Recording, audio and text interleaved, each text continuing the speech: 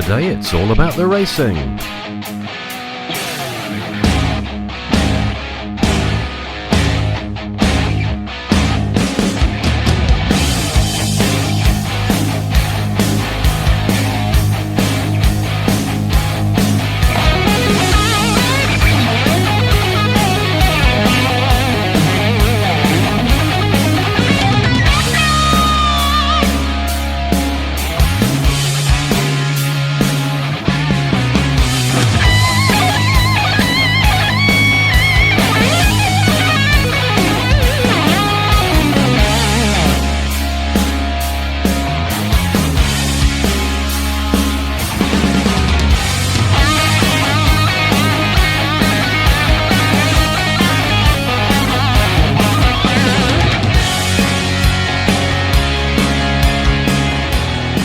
Everybody, before we get to the racing, I was very privileged to be able to get into the Silverstone Museum because one of the racer drivers that I was doing some interviewing with has a Austin Healey 3000 on display in the museum. Now, this car has got the most amazing backstory. And so I thought, what better than to start a day of racing with a racing story of a car? And I'm going to hand over now to the lead curator of the museum, and he's going to tell you all about it. So this is the Austin Healey 3000 GT. It was part of the BMC Works Rally team, raced by Pat Moss and Jack Sears. And after it was part of the Works team, it was raced extensively by John Gott. He was one of the most successful club racers of the time, won many races with the car. And after he died in 1972 in a crash at Linden Hill, the car was hidden away by his wife, who didn't want people to see the car while she was still alive. And it was restored in secret and came back out in the early 2000s. And after lots of work to prove its authenticity, is now back out occasionally running and here displayed at the Silverstone Interactive Museum. That is such a fabulous story. It really, and it's a beautiful car. I was going to try and do what I call a Top Gear sexy shot of it, you know. It's absolutely, it's a joy. And it has been, I mean, it's immaculate, isn't it? Absolutely. Oh, it's absolutely immaculate. Yeah.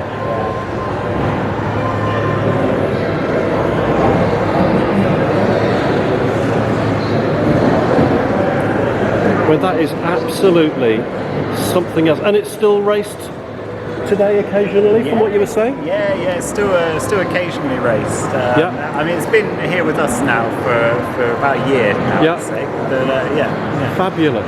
That's amazing. Thank you so much. Okay, so with Mark Holm and Doug Muirhead, and they are two owner racers, both with Austin Healeys.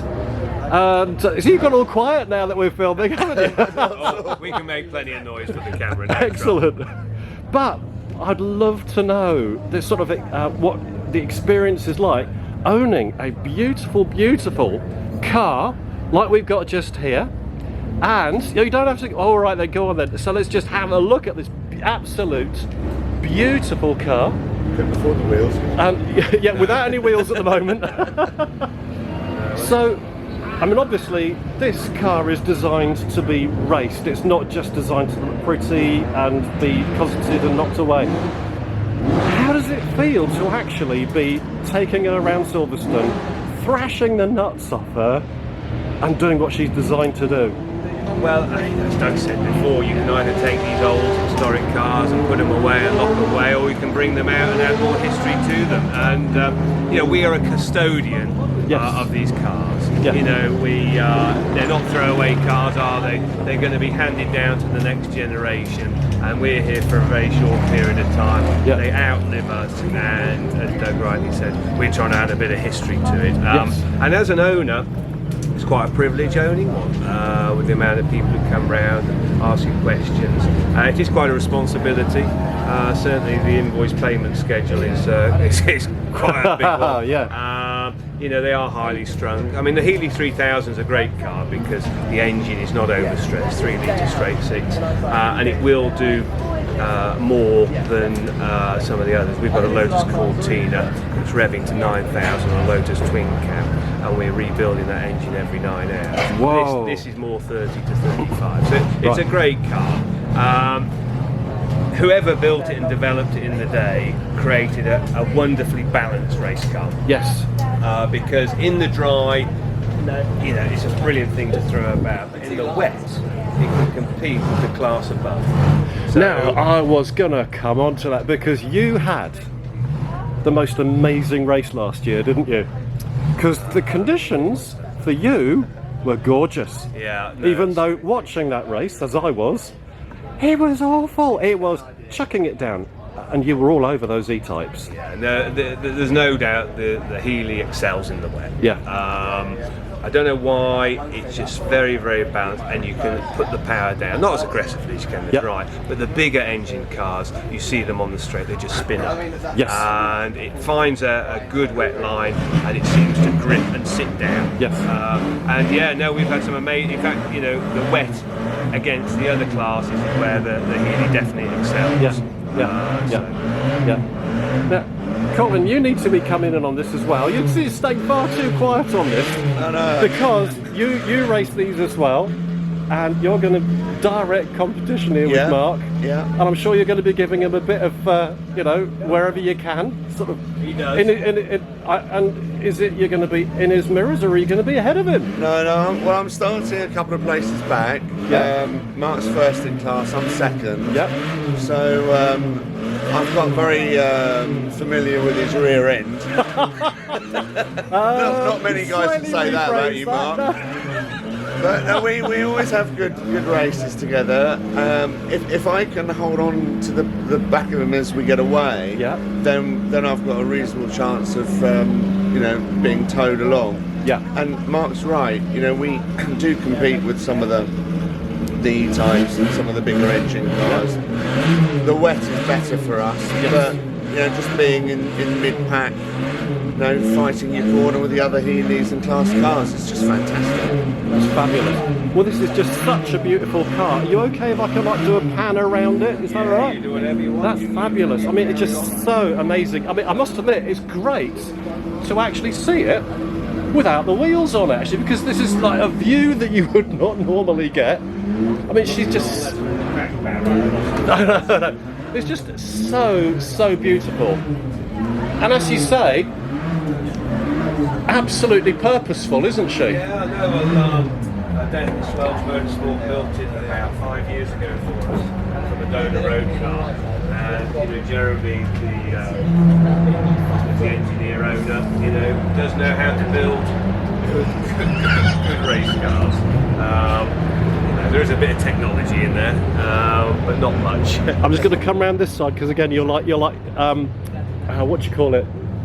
You were just black. That's just there as well. But I think, you know, being a safe racing car driver, we've got to give thanks to our preparation team. Yes. And I remember Sterling Moss quoting, you know, his survival wasn't down to his driving capabilities necessarily, but it was down to his mechanics and the team around him. Yes. And I've sort of remembered that from the day I started in historic racing, and hence, you know, trying to invest in Ebbs Motorsport, a fairly young historic motorsport team, 26, 27 years old.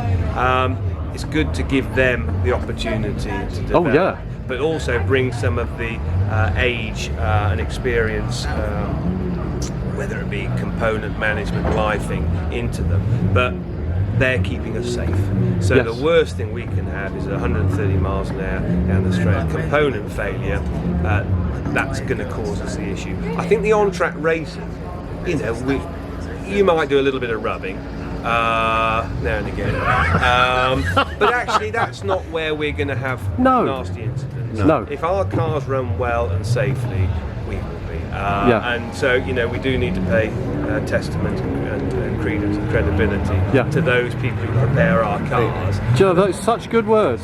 Such good words. Yeah, no, that's what keeps us safe, hopefully, at the end of the day. Indeed. And I say Jeremy Welsh runs Doug's car, and indeed built this one as well. And he's probably the go-to man of Healey's. Yeah, we're very lucky to have him on our team, aren't we? Yeah. for sure. That's fabulous. Good, all right. Guys, thank you so much. Hey, lovely. What a gentleman Mark was, and such wise words and real credit where credit was due, as he surmised that interview. So let's get down to the pits. We're going to get some fabulous action. Off we go. Absolutely, pump it up. Did your sister sledge? Oh, absolutely. Good luck for this afternoon. Not what I'm on about this afternoon in 10 minutes or so, isn't it? Yeah, well, we're at the front of the grid for You are? our cars. Excellent. And yeah, we've just got to work out how to get past the fast retimes, but I'm sure we can get past a few. You'll have no problem. I think we may, but it'll be good fun. All they've got to do is just lose their back end and you'll be right past them. I'm always losing my back end, Dave, you know that. So, I don't want to talk too much about your back end, Mark. no, fingers crossed, no, it should be good. Absolutely, it's going to be, and what a beautiful day. I mean, it's not, I mean, really, you want rain so that it's bad for them, but I think it's fabulous the same for conditions. everybody. I mean, the tyres will go off quite a lot. Yeah, Hoping their brakes will fail about 25-30 minutes in. yeah, That's normally what happens with a heavy time. yes. And we'll see. So I know it's going to be a good race. Fingers crossed. Try and get through the first lap. The last race, you know, Cardiff. Well, this is the thing, it's the bunching, isn't it? Especially here, we're a lot closer together. Yeah. I know a lot of the drivers, and they're very good, sensible drivers. Oh, absolutely. This is the thing, I mean, you know these guys, Yeah. and, you know, you can be doing silly speed, inches apart, but you know you're okay. It's just when you've got an engine blow oil, no one can predict that No, racing. It's no. But you have a fabulous race. Thank you, Dave. I will be cheering you, very good. and let me be as bold to say, I will be congratulating you later. Never done until it's finished. But no, thanks, Indeed, Dave. you're welcome.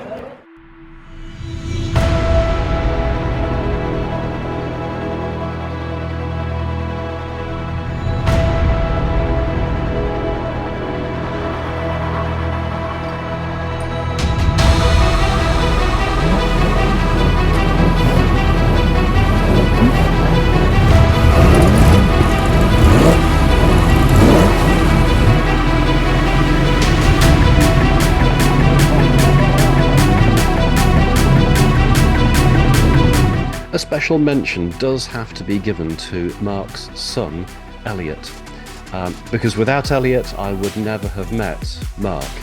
And we were discussing the best places to film for potential mishaps with the race. So where do you reckon I should be going then, Elliot? The most accidents? There.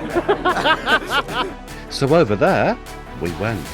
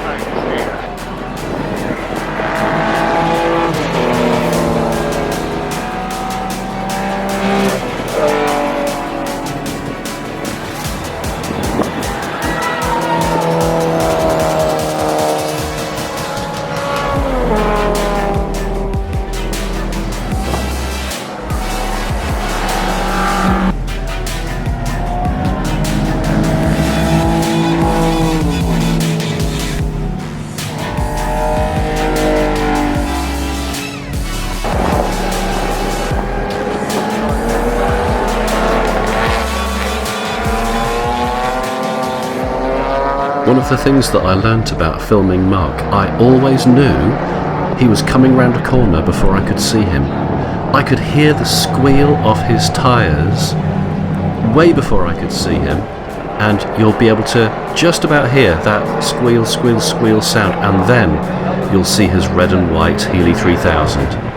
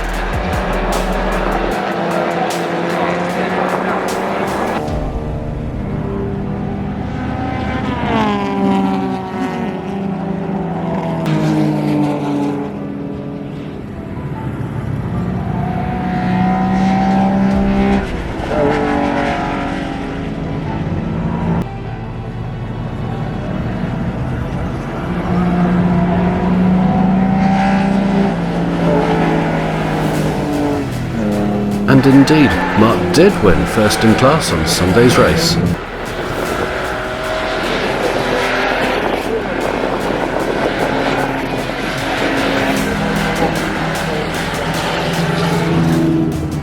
For the eagle-eyed amongst you, you will have noticed that I did paste Saturday and Sunday's race together. This is because I just couldn't be in all places at all times. But the amazing thing was, to see those racers on the edge. Mark, particularly, he was gliding his car around those corners, every corner.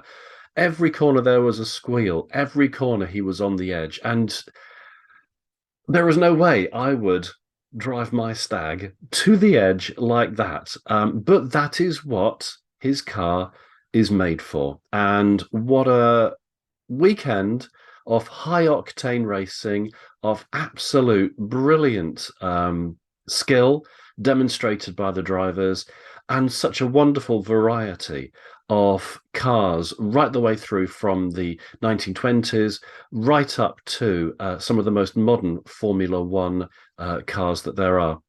If you've never been to Silverstone, I'd highly recommend the Silverstone Classic. There is no paid promotion on this one at all, but I would just say it's one of the most enjoyable weekends, and I will certainly be returning. So guys, I hope you've enjoyed this episode of Stag Stuff. Stay well, drive safely, and see you next time. If you've enjoyed this video, please do click on the like and subscribe buttons.